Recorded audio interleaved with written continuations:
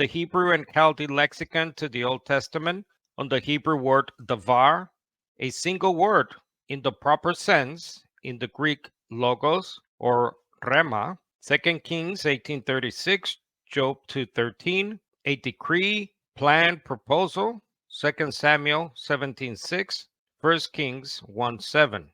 The Anchor Bible on the word logos used 331 times in the New Testament and in most of the same ways used in the LXX and in Greek literature in general.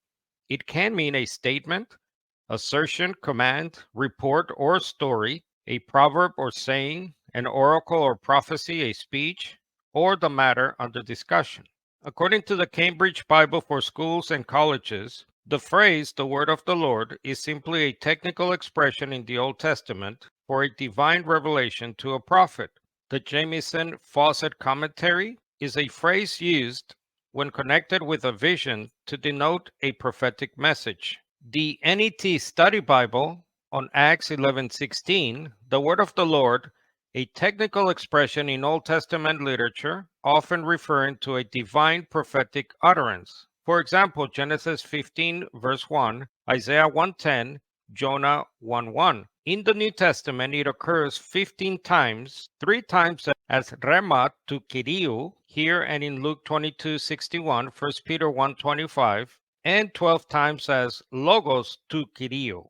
Acts 8:25, 13:44, 48:49, Acts 15:35 and 36, Acts 16:32, 19:10 and 20, 1 Thessalonians 1:8, 4:15, and 2 Thessalonians 3:1. As in the Old Testament, this phrase focuses on the prophetic nature and divine origin of what has been said.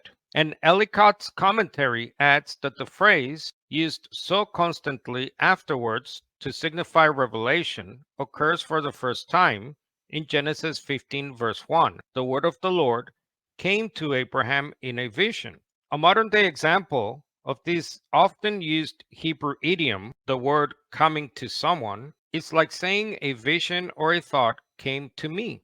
The word is also sometimes said to be with God. For example, in 2 Kings 3:12, the word of the Lord is with him.